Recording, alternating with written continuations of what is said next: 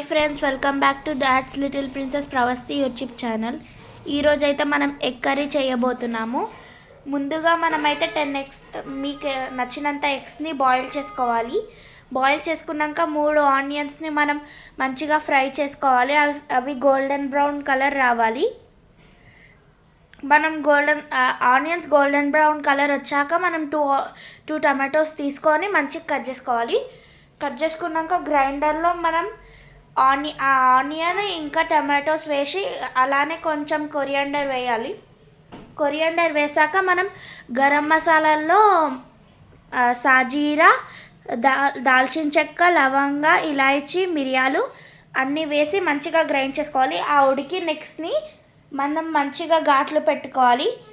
ఘాట్లు పెట్టుకున్నాక మనం ఆనియన్స్ ఫ్రై చేసుకున్న కడాయి తీసుకొని దాంట్లో ఆయిల్ వేసి మళ్ళీ మనం ఆ ఎగ్స్ని ఫ్రై చేసుకోవాలి. ఎగ్స్ని ఫ్రై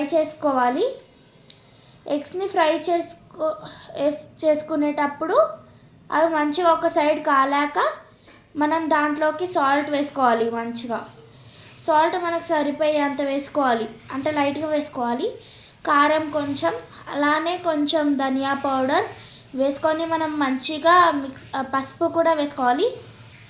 పసుపు వేసుకున్నాక దాన్ని మంచిగా మనం మిక్స్ చేసి అది ఫ్రై చేయాలి. స్టవ్ ఆన్ చేసుకొని మళ్ళీ ఇంకో కడాయి తీసుకొని దాంట్లో ఆయిల్ ఇంకా కొంచెం గీ వేసుకోవాలి. ఫ్లేవర్ కోసం మనం గీ వేసుకోవాలి, ఎందుకంటే ఖచ్చితంగా అది ఫ్లేవర్ ఇస్తుంది. మీకు మనం గ్రైండ్ చేసుకున్నాం కదా ఆ మసాలా, ఆ పేస్ట్ని కడాయిలో వేయాలి. మీ దగ్గర డ్రై ఫ్రూట్స్, బాదం, క్యాష్యూ నట్ ఉంటే మీరు వేసుకోవచ్చు. ఆ పేస్ట్లోకి మనం సరిపోయేంత సాల్ట్, కారం, ఇంకా గరం మసాలా, జీలకర్ర పౌడర్, ధనియా పౌడర్ వేసుకొని మంచిగా మనం మిక్స్ చేసుకోవాలి.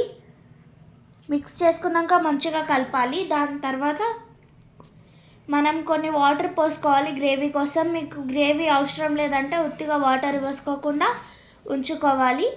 దాని తర్వాత మనం ఫ్రై చేసుకున్న ఎగ్స్ని కూడా దాంట్లో వేసేసి లైట్గా పైన కొత్తిమీర గార్నిష్ చేసేసి దించేయాలి. Thank you friends.